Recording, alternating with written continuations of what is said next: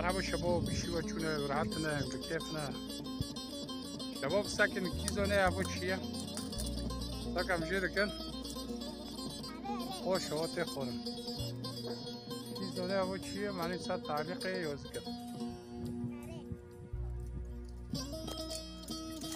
اصل تو